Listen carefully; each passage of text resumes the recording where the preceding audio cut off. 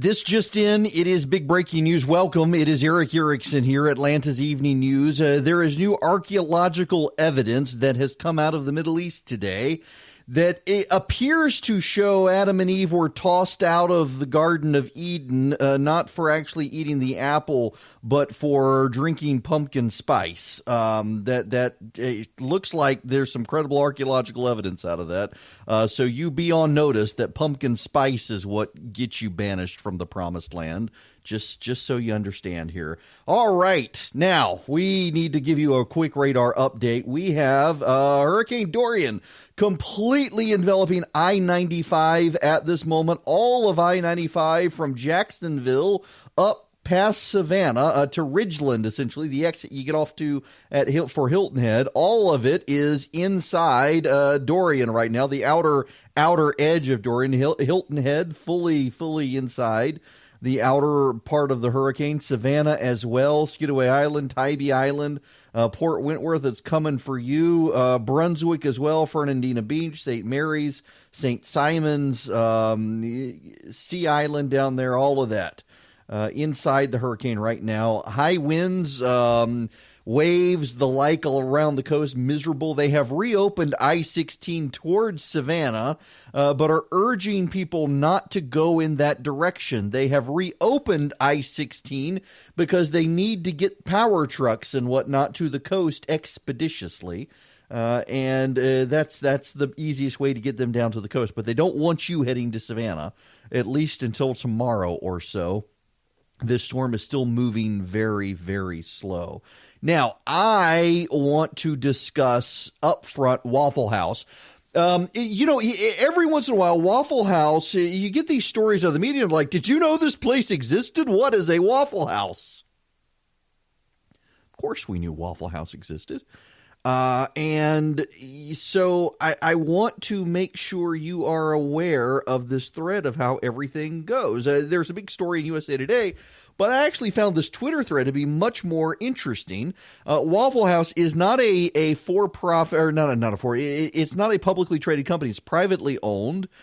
Chain of restaurants, and they're open, if you don't know, 24/7, 365. I, honest to goodness, did not go to my first Waffle House until I was in law school. I had a buddy of mine who essentially lived at the Waffle House. My first experience at Waffle House, unlike so many other people's first experience at Waffle House, I was completely sober.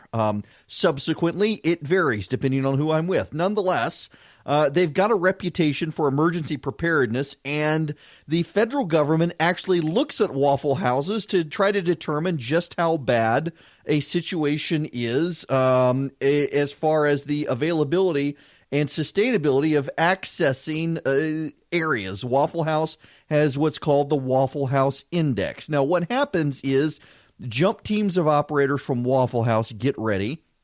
They send generators, RVs, and gas to areas with restaurants that are probably going to be impacted. They make sure maple syrup, sausage biscuits, waffle rations are fully stocked. They try to plan ahead of time.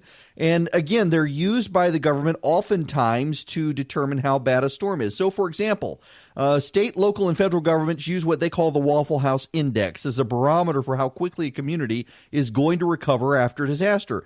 When Hurricane Michael hit the Florida Panhandle last October, for example, it affected nearly 500 restaurants throughout Florida and Georgia in one way or another. All but 3 of them were back to full operation within hours or days of the storm. After Hurricane Katrina hit in 2005, Waffle House had to close 107 restaurants in Louisiana and Mississippi. Some of those stores took years to open back up because so many employees were displaced. Entire city blocks were leveled. Some stores never opened back at all. Since then, Waffle House has opened 30 new stores south of Lake Pontchartrain. So one of the people quoted in this story is Pat Warner, who is the Director of Public Relations and External Affairs for Waffle House. And according to Pat Warner, Katrina was by far our biggest disaster. Most of the restaurants opened up quickly afterwards. Some shut down entirely. It displaced a lot of our associates. Even if we could get the restaurants back up, there was no place for our associates to live. They had no homes. There was a long recovery. Even with Category 5 hurricanes, these types of closures are an exception rather than the rule, which begs the question, how exactly is the chain of nearly 2,000 restaurants in 25 states able to stay open during and after storms when most others close? And the answer is preparation. They spend a lot of time preparing. They send their leadership into the field. They have a Waffle House Storm Center. The senior vice president, the executive vice president, they go down, they camp out, they help out. Now, let me read you from this Twitter thread of someone who studies Waffle House. A Waffle House can operate without water, electricity, gas, communications, some cases even without a building. A restaurant without water, isn't that against health code? Well, yes. But Waffle House works to get variances for emergency operation, and they reconfigure. So if there's no water, they set up dedicated hand washing stations. They switch to bottled water and canned drinks. They switch to disposable plates and cutlery. They reduce their menu. Waffle Houses are the same and have preparedness designed within. So, for example, the grills run on natural gas and propane, so you can pop in a propane tank at stores if there's a disruption in natural gas. The Waffle House doesn't outsource unless it has to. It's not that they don't trust their suppliers, but they control everything. They ship in refrigerated trucks, gas, propane, water, cash, people. Volunteers from non-affected areas are flown in. The volunteers include the executive vice presidents, the CEO or the COO. Their direct reports could all go. Where are Waffle House executives during an emergency? They're at the site of the emergency. They're not in headquarters. So if somebody needs a decision, if somebody needs to write a check, if someone needs to authorize cash, well, guess what? There is a Waffle House executive there to be able to do it. They have food trucks. After Michael hurt Panama City, Waffle House sent food trucks and gave away 2,000 meals a day. Also, affected workers who don't have a restaurant to go to, when they got personal or family destruction, they get paid weekly in cash. It's a fascinating look at a private corporation in this country and what they can do in natural disasters, hurricanes, big events. Waffle House doesn't get a lot of credit or notoriety nationwide, but it is right now because of a hurricane. It knows how to stay open during storms, and it knows how to recover quickly after storms, and it is a Georgia success story worth pointing out. But there's a side angle to the Waffle House story that is also a Georgia success story. It is one of the groups that I oftentimes give money to, and that is the Southern Baptist Mission Board. The Southern Baptists are typically inside disaster areas before the Red Cross. They do not brag about it. They do not get credit for it. The media does not focus on them, but I distinctly remember in 2005 with Katrina, and it is very much the same, that Waffle House, Walmart, and the Southern Baptists beat everybody else into South Louisiana and South Mississippi. And you can say, well, they're already there. Well, yes, they are, but it was outside groups lined up, ready to go in while the hurricane was still passing through the area and bad, and they figured out the perimeter areas where the hurricane wasn't going to approach, and then went in from those side angles and got into the area quickly. Waffle House, Walmart, and the Southern Baptists. You cannot underestimate the willingness of Southern Baptists to go into disaster areas where no one else does, or at least where everybody else delays. It is just mind-numbing to me to learn that the Red Cross gets so much credit from so many people, and every time there is any sort of major disaster, so many outside groups recommend you give money to the Red Cross, and 9 times out of 10, it seems like, it's the Southern Baptists who show up. And by the way, I'm not just talking about in the South. Across the nation, Southern Baptists tend to show up and participate and engage in levels that others do not, and it is impressive to see. And they as well coordinated here out of Georgia, just like Waffle House. Walmart, of course, being the giant corporation, able to get supplies in and use the free market and use its own resources to be able to show up and help people and stock stores and oftentimes give things away for people in need in major disaster areas. In South Louisiana and South Mississippi, again, Walmart was very, very key in getting stuff back up and running down there and getting supplies to people. It happens all the time. Waffle House, though, is the gold standard in handling disasters. It really is a fascinating operation, and it's one of those that because it is free market, because it is privately owned, because it's considered Southern, The media oftentimes ignores it in the same way they ignore the Southern Baptist charitable efforts through their mission board, as opposed to, say, for example, the Red Cross and other groups. It's something worth focusing on, particularly at a time like this where a storm is rolling through, that it will be the private sector that beats the government in. It'll beat the Christians that beat the non-Christians in. Now, I don't mean to offend by putting it that way. That's just the truth of the matter. It's a missional aspect to the Southern Baptists as to what they do. And it's also with Waffle House, there is a family element to Waffle House. I got to tell you, I know a guy. He's not a friend of mine, but I know him. We were in a wedding together. One of my best friends in law school was one of his best friends, and so we got to know each other. And his parents were going through a messy divorce. And he ate at the Waffle House every night. He did not want to go home. He did not want to be anywhere near his parents. And he went to the Waffle House all the time. And he ate, depending on the crowd size, there was 1 of 3 different Waffle Houses he went to. And when he got married, those 3 Waffle Houses gave him and his wife a complete set of Waffle House branded china. They had enough for 8 people. 8 plates, 8 cups, 8 saucers, 8 side plates, 8 knives, 8 forks, 8 spoons, all from Waffle House. It is a very family atmosphere when you go to a Waffle House. If you've never been to one, you really should. This is not an extended commercial for Waffle House. I'm just telling you, it's an impressive operation. It is one I regrettably did not get introduced to until I was in law school. Missed out on all those nights in college where I would have really appreciated the Waffle House. But you got it in law school, and now we take our kids there. It's a family outing to go to the Waffle House. They're good people. And what they do in disasters is genuinely impressive. It is Eric Erickson here. The phone number 404-872-0750-1-800-WSB Talk. This is really rich. So, you know, the outside supposed public interest group, bunch of progressives came into the state, sued the state over the voting machines. And the judge said, you know what, we're not going to get rid of the voting machines for this election, and the state has new voting machines coming in for next year. Well, they've decided, these paper ballot lawyers have decided that now they want $5.6 million from you. They said they were representing you. I bet you didn't know you were being represented by these liberal lawyers from Washington. But you apparently were, according to them, and they've gone to court and said you now need to pay them $5.6 million from the state of Georgia because of this lawsuit by progressive activists.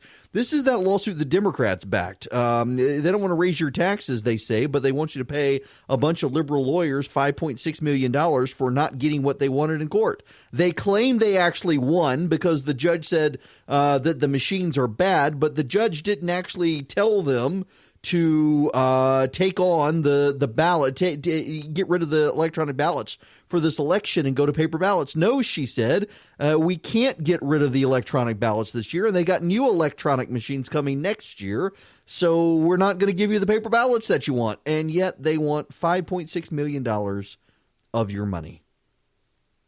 That's right. The Secretary of State, Brad Raffensperger, is fighting this in court. A lot of outside lawyers say he's probably going to lose because technically they won by the judge saying they had validity in their argument, even though they didn't win because they didn't get rid of the electronic machines. You know what's going to happen next year? They're going to sue again the electronic voting machines. They more likely than not are. I almost wonder, you know, the Secretary of State's office has an office down in Macon, and the judicial selection in Macon is actually much more conservative, more Bush and Trump picks than Obama picks down there. Almost makes you wonder, should someone sympathetic to the electronic ballots go on and file a lawsuit down in Macon, knowing it'll probably be before a conservative judge, so the conservative judge can say, okay, yeah, these new electronic machines, they work just fine. We're not going to get rid of them. Be strategic, because the left sure is trying to pick out judges to hear cases and get their way and charge taxpayers $5.6 million. The outer edge of Hurricane Dorian continuing to impact the coast of Georgia. I-95 from Jacksonville all the way up to Savannah now impacted. Actually, the Pooler area right there at 16 and I-20 is spared right now, but you get into Savannah, and the outer edge of the hurricane actually goes straight through downtown Savannah. It's actually kind of bizarre to see on the radar map that you got downtown Savannah, and just that line of the outer wall of the hurricane goes straight through there. Wilmington Island, Tybee Island, completely inside the outer part of the hurricane. Skidaway Island as well. Heavy rain and wind down there right now. They have reopened I-16 towards Savannah, but that's to get emergency crews down there. Don't go down there yourself. It's a mess. The wind is really one of the worst parts of this thing right now. Is there's a lot of wind, and there are spun off outer storms that have gone further into Georgia. If you know where Hazelhurst is, down in South Georgia, near McRae, that area, Vidalia lines, the very outer band of the hurricane has swept through there with some really powerful but small clusters of storms. Keep those folks in your prayers. We need to move into local politics. There was a special election last night in House District 71, and this is turning into a very interesting race. So Philip Singleton was in third place. Philip Singleton is the conservative in the race. He's a combat veteran. He's been awarded 2 Bronze Stars, very pro-life, and he was in third place. Democrats and Republicans were working together to keep him out of the runoff. And the reason they wanted to keep him out of the runoff is because he's been rather upfront that he's not a fan of the speaker and thinks the speaker is doing more harm than good, and that the speaker needs to go, David Ralston. And so you had a bunch of Democrats and Republicans rallying to keep him out. We raised put this on people's radar down in Coweta and Fayette County. Most of the district is in Coweta County. A little bit spills over into Fayette County. And he went from third place to first place. And he won the initial election, but remember, there's got to be a runoff for this. It's a jungle primary. All the candidates were piled up on the ballot. And so he's going into the runoff now, 36.8% to Marcy Sacrison, 34.2%. Now, what the really interesting thing here is that Democrats suggested, given the dynamics of this district, it is suburban, exurban. It is women voters will turn out more. Women voters, particularly in these sorts of areas, they don't like Donald Trump. And so that would give Jill Prouty, the Democrat, a fighting chance. When you combine their disgust with Donald Trump with their disgust over the fetal heartbeat legislation, this would be an area where Democrats would be able to make inroads. These sorts of districts are the districts the Democrats need to win to take back the House. That's what the Democrats said. That is what the Democrats said. It's not what I said. It's not what the media said. It's what the Democrats said. And what did they do?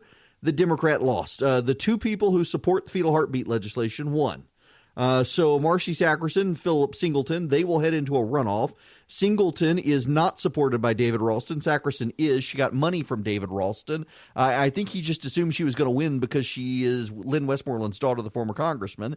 But him giving her money was a blight on her candidacy and dragged her down. She was ahead, well ahead. In fact, if you go out to the 71st District, and I did the other day, her signs were everywhere. You'd have thought she'd win without a runoff. Her signs were everywhere. But, man, Ralston gave her money, and a Republican should be on notice around the state. David Ralston gives you money, you're going to have a tough time right now. And we're seeing that all over the state. Perhaps they should consider it's time for him to step aside. But I doubt they will. Republicans just aren't bright when it comes to stuff like this. They want to protect themselves, and they think the way to protect themselves is to stand on the status quo, even when it is clear that the status quo is taking on water and going to sink. That's what they're doing. Now, the Democrats are trying to learn some lessons from what Republicans did in the 6th District special election. Remember that race with John Ossoff against the 2,000-plus Republican candidates? Karen Handel won that on the Republican side, ultimately beat Ossoff in a close special election where the Democrats poured in as much as they could to win that district, and Ossoff could not pull it off. Well, now the Democrats are getting together in Atlanta in a crisis meeting with the national Democrats where they say they're not going to let the Democrats pick who's going to be the Democrat to run in the Isaacson special election. And yet, some of the Democrats are coming out of this saying, sounds like Washington wants to pick our candidate.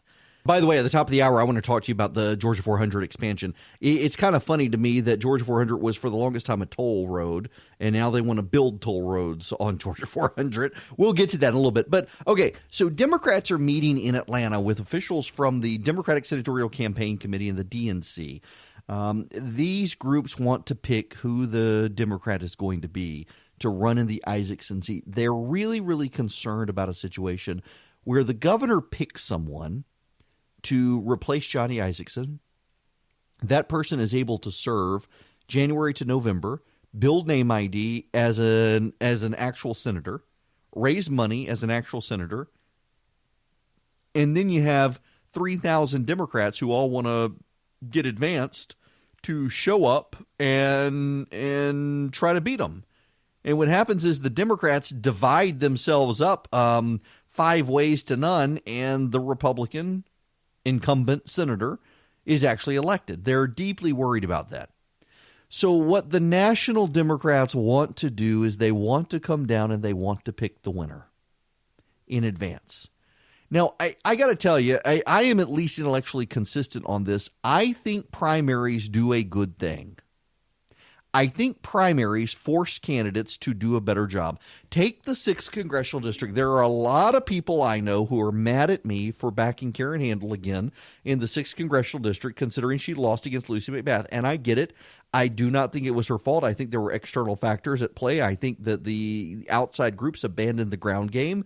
The race was very close. She would have won. She was let down by outside groups. It was not her fault. She did everything she could in a wave year for the Democrats, and she lost, and not by much. I say give her another shot. She knows the district. She knows the people. She has the name ID. Go for it. I understand that people, they're concerned on the other side, but I've had several friends of mine say, you should also, if you're supporting Karen, you should be browbeating the other people and trying to get them out of the race. And I have no intention of doing that. And the reason I have no intention of doing that is because I think a primary makes a stronger general election candidate.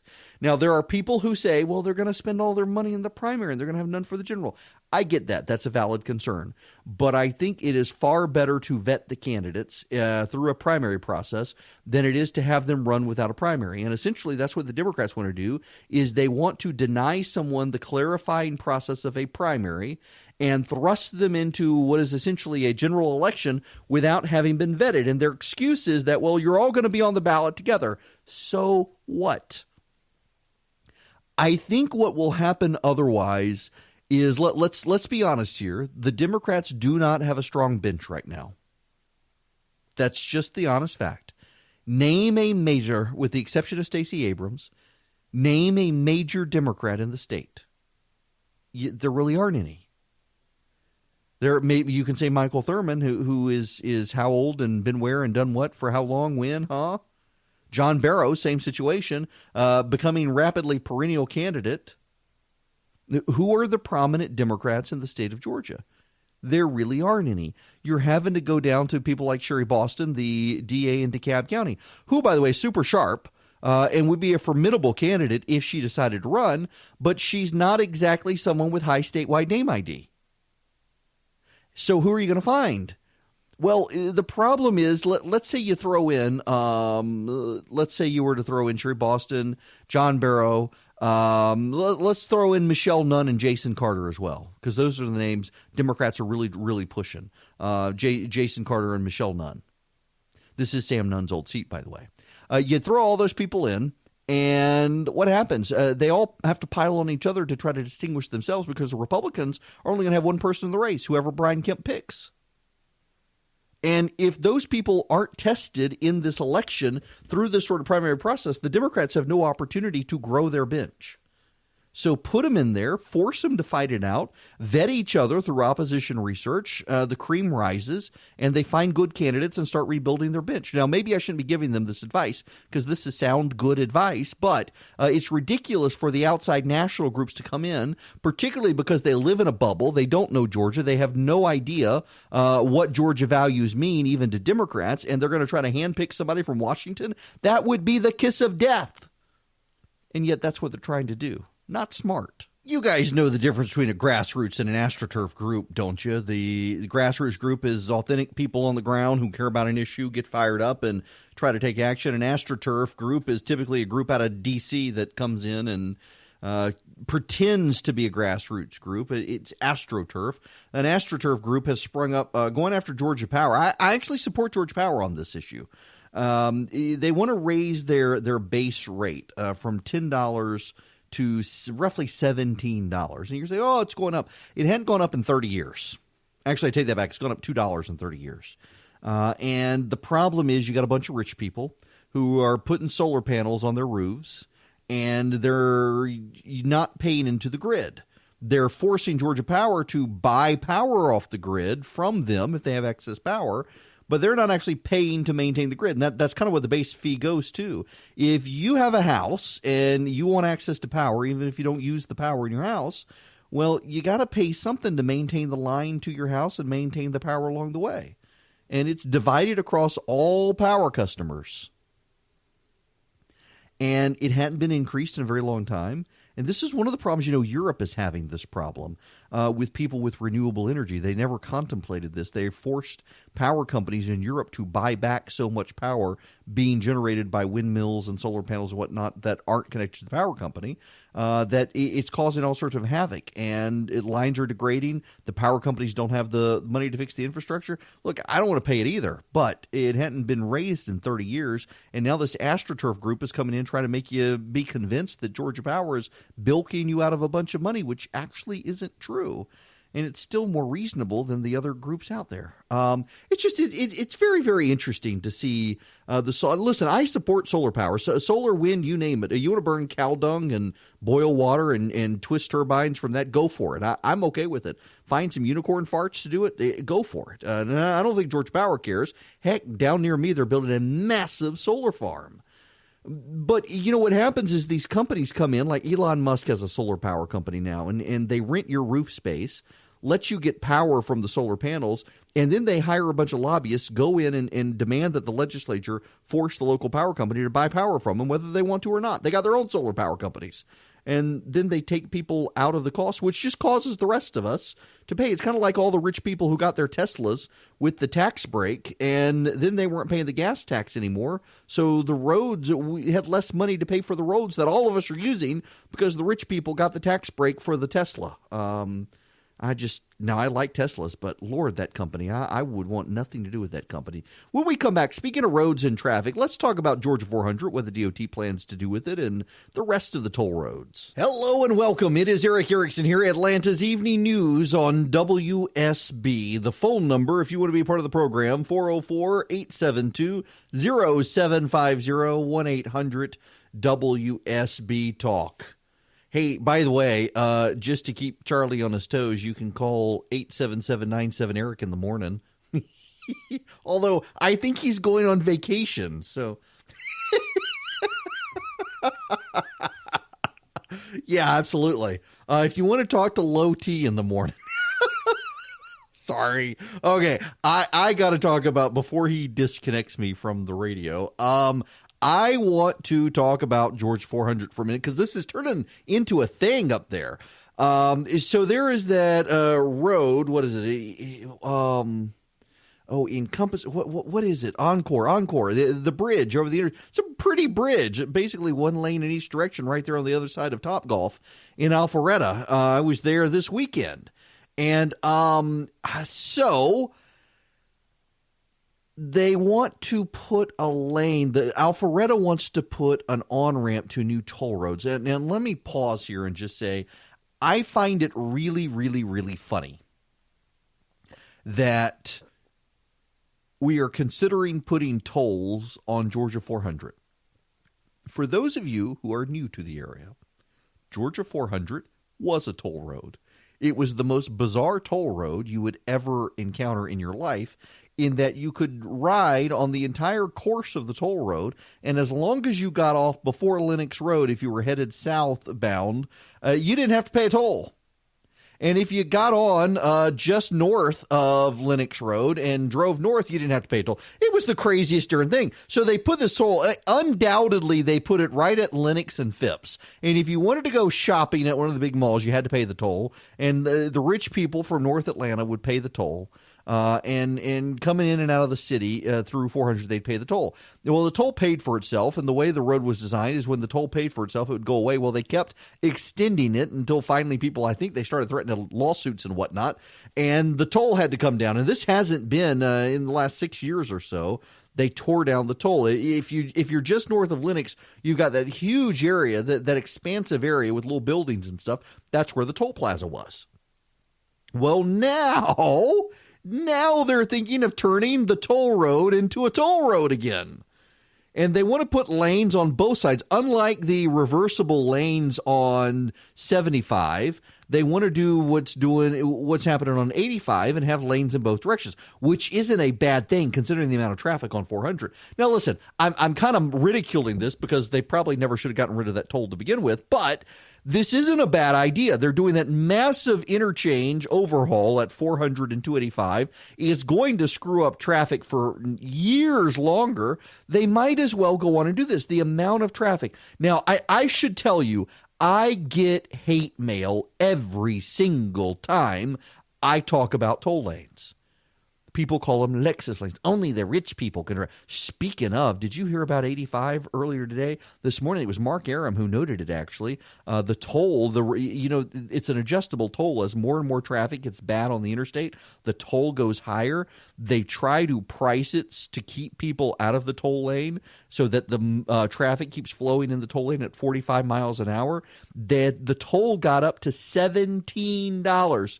$17. Mark Aram put up a screenshot of the toll at $17. Jamie Dupree from Washington replied back and said, look at this one. It was to get into Washington, D.C. on the toll in Washington was $45. $45. It's only $17 here. I like the adjustable toll. I like the free market principle. This is why I'm opposed to the anti-price gouging legislation. You let the price increase. You keep more and more people from buying gas, and so you ensure the supply is always there. You increase the toll. You ensure that the 45 miles an hour stays pretty constant on the road at peak times.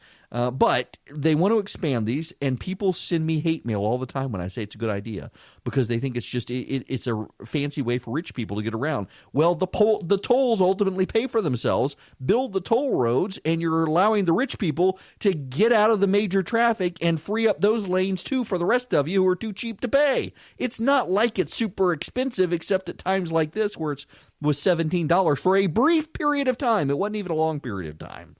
I think it's a good idea, and I think the DOT should be commended for this, but, there is a but here. Here's my but on the toll lanes. Go to Texas, go to Florida, go to other states. I think they still do toll roads better than we do in Georgia. I think there are still opportunities in Georgia to allow in companies, preferably not owned by the Chinese, to build some toll roads in the state. In particular, I'm thinking of the Golden Isle Parkway, and I'm thinking of it in particular because of the hurricane and the evacuation out of Florida.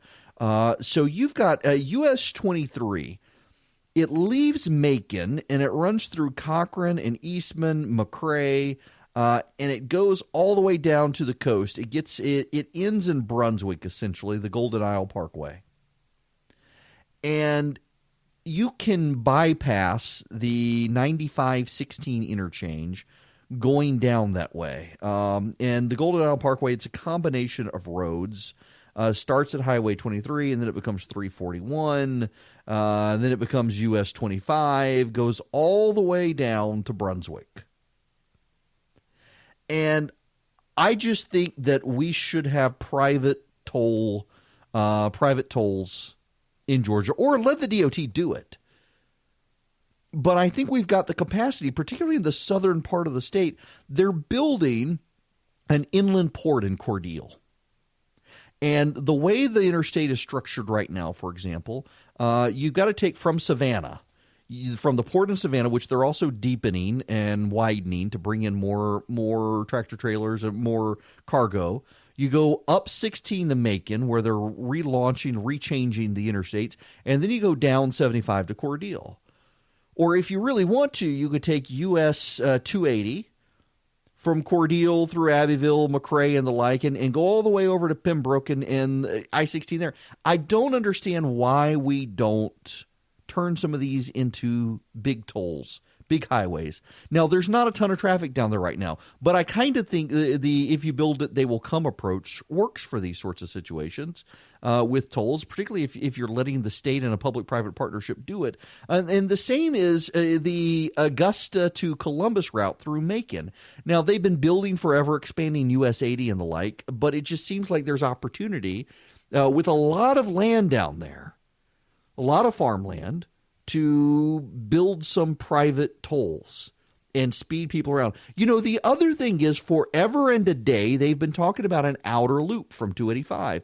You've got 285 now around the city, but it just seems to me at this point we need another major highway that wraps further around, maybe connecting Woodstock, Alpharetta, Johns Creek, Lawrenceville, around to Conyers, down to Stockbridge, Fayetteville, the like, Douglasville, Marietta, up to Roswell again, make a big loop. It seems like now some of this stuff is contemplated. When you get into those areas, there's still a lot of cluster in those areas, so the land would become very, very expensive. But I just think there's more opportunity for tolls. I'm excited that Georgia is finally embracing tolls the way they are. I just wish we would do even more of it with more gusto. We know they work now. We know they've improved traffic. We can see the measurable benefit of having toll lanes in not just easing congestion on the non-toll roads, but also expediting traffic on the toll roads. I wish they would expand the toll road on the south side of the city all the way up past the airport. But there's a federal law prohibiting you from repurposing existing lanes of interstate for other purposes, and that law probably needs to be changed. But they really should be commended for this, and I'm glad they're doing 400. I was through there on Saturday, Labor Day weekend, and it was a mess. It was an absolute mess on Saturday, all the way up past Alpharetta. Those toll lanes would dramatically ease commutes in those areas. And I realize Alpharetta's got problems with what the DOT is proposing. They want to change some of the entrance ramps and the exit ramps. They want to put them in different locations. I think the DOT has it right where they want them, even though I get Alpharetta's concerns. But we should be applauding the Georgia Department of Transportation for doing this and expanding this infrastructure in the state in a novel way to expedite traffic, because there are only so many more lanes of traffic we can build. We might as well build them in a way that allows people to pay the privilege of riding on them to then help cover the cost of maintaining them. That's money well spent. All right, Lucy in Sandy Springs, welcome to the program. Lucy? Hello. Hi there. How are you? Thanks for having me on your show. Sure. I follow you on Twitter, and I'm an avid listener. Thank you. Can I ask my question now? Yes, go for it. Okay, so I'm new to the Sandy Springs area within the last 5 years, and I'm a young professional in my early 30s, and I came from North Carolina, so I've been trying to keep up with the upcoming election. And I'm hearing a lot of things going on in Congressional 6 where I live, and I guess my question is why is it so important for name recognition in that district? With some of the candidates I hear. Yeah. Okay. This is an excellent question. Thank you for it. Let me explain why name ID is so important. Because voters, particularly in urban areas, are bombarded with so many candidates for so many races at the same time. The people with the highest name ID tend to win. Just take that race. Take the 6th congressional district race. You've got 3 or 4 candidates running now on the Republican side, but then you've got state house races, state senate races. You're going to have 2 senate races. People can't keep up with all of it. So the higher the name ID of a candidate in each race, the better they do. It's all about boosting your positive name ID, not negative, but positive name ID to cut through the noise of so many candidates running. It is Eric Erickson here. You want to be a part of the program? 404-872-0750, 1-800-WSB-TALK. The hurricane continues swirling around out there, stirring up the sea along the Georgia coast. Savannah inside it again. Poor old Hilton Head, my beloved Hilton Head. One day I want a house in Sea Pines. I just do. It's the one place on the planet where the moment I cross that bridge, I totally relax. Because I've been going there since I was in college, and it was always where I went on vacation when I was in college. A buddy of mine had a house down there. Long story. But, man, I hate for Hilton Head to get pounded by the hurricane. It will recover, though. It always does. Now, let us get to the phones. I want to go to Brad in Locust Grove. Brad, how are you? All right. How about you? Good. What's going on? Hey, I just wanted to comment on the the toll roads as you were talking about, and I lived in Houston for 3 years, and Houston has 3 perimeters.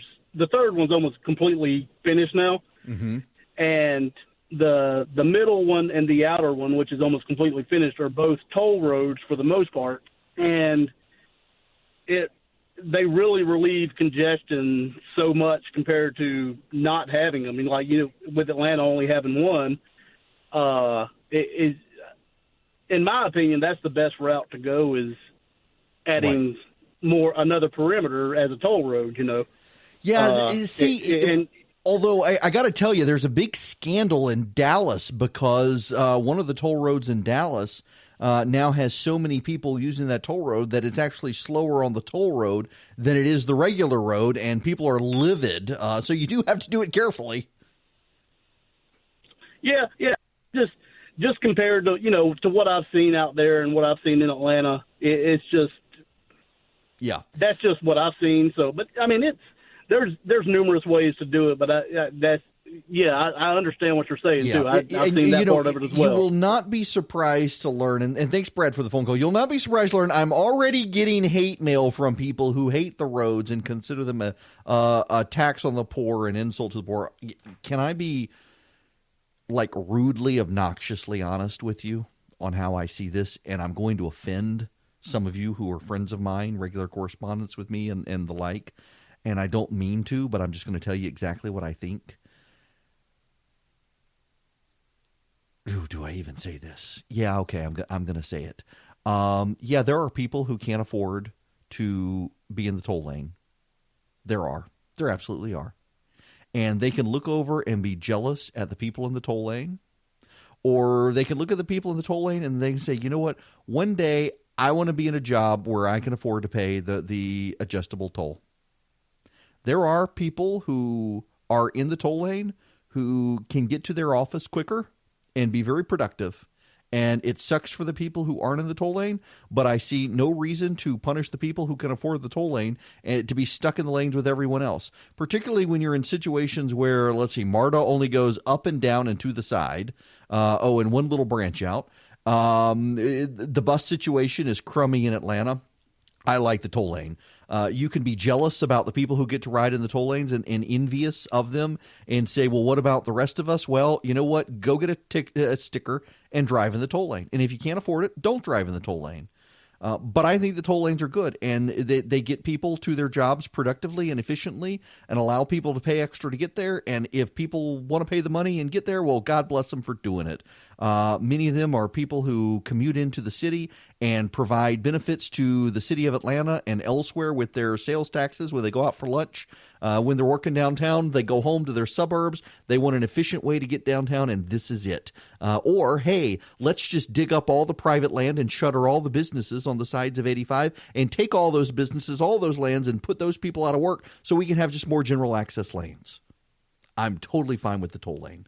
And frankly, yes, is there a little bit of snottiness? You can say there is, but by God, if I can afford the toll lane and I can, I'm going to take the toll lane. It saves me in the mornings when I have to get to WSB. If I got to go up in the morning, it can save me 25 to 30 minutes on some days. Why? Because some idiot in the regular lane is texting and driving and causes a wreck. So I'm perfectly happy to pay for the convenience of avoiding the idiots who are texting and driving in the regular lanes, and I can hang out with the idiots in the big cars on the toll lane who are texting and driving, and there's less room for them to actually cause a wreck. for everybody else. Now, you're building the toll, which means you're taking tax dollars away from the general purpose lanes. No, actually, the toll lanes typically are funded by bonds, and some of that money goes back into refurbishing them and keeping them open. It's not like they're taking money away from the general purpose lanes. That's an urban legend to say that they're taking money away from the general purpose lanes because they put in the toll lanes. That's not really true. And they're adding capacity along the way that pays for itself over time. So it's a no-brainer. People, really what it is the people who don't like the toll lanes, they're kind of jealous, aren't they? That's why they call them Lexus lanes. Because only the rich people ride in the Lexus lane. But that's not really true. And by the way, there are better cars for rich people to drive than just your standard issue Lexus. Call them the Mercedes lanes because Mercedes is headquartered here now. But it ultimately is, well, I can't afford it, so he shouldn't be able to ride in it either. Just get out of your covetousness. Let people who can do it, and understand that you're avoiding having to bulldoze businesses along the sides of 85 and 75 and taking private businesses away to build more capacity. We don't have the property, and the amount of taxes you would need to pay to take all that private land away to build general purpose lanes for the interstate. No, just build the toll lanes. They're good. We need more toll lanes, not less toll lanes. Listen, I did not intend to spend an hour talking about toll roads tonight. There was plenty of other stuff. But the amount of hate mail, it's amazing. It's like the Chick-fil-A issue. You talk about Chick-fil-A and you get a bunch of angry people emailing you who passionately hate Chick-fil-A and have probably never even been in one of the stores. With the toll roads, you get a bunch of people who are stuck on the interstate seeing people whiz past on the toll roads, and they get jealous and angry. The number of people emailing me right now suggesting that their tax dollars built the toll roads and they don't get to drive on them, and that's not fair, when it's simply not true. There's nothing different between you emailing me angrily saying that you don't get to ride on the toll road and your tax dollars paid for it when that's not true, as it is a bunch of progressives saying that Chick-fil-A discriminates. Chick-fil-A does not discriminate. Chick-fil-A does not discriminate. It's crazy to me the amount of people who get so angry about stuff like this. Stuff where they think it's bad. And, one of the things is conservatives. And, my conservative frustration with the toll roads is that we're not allowing the private businesses to come in and build the toll roads. It's DOT projects, and they're funded by bonds, and I get that. But I think we should open up lots of Georgia to private businesses to come in and build toll roads and then charge us for the right to ride on them. I am totally fine with that as long as they do not have ties to China. I am totally fine with that. The more the merrier. Build roads all over the place with private dollars, not tax dollars, funded by bonds. Let the private companies take care of it. We should have giant toll roads like Florida has on the way to Disney World. But I didn't just intend to talk about that today. I didn't even get a chance to talk about the hemorrhoid professor, who she's on. There's an hemorrhoid professor who is calling Hurricane Dorian a man-made hurricane, claiming that we used to not have Category 5 hurricanes except once a decade, which isn't true. And it turns out she's not a scientist. She's a creative writing professor. I'm going to have to save this audio and play it tomorrow. You guys have a good night. See you tomorrow.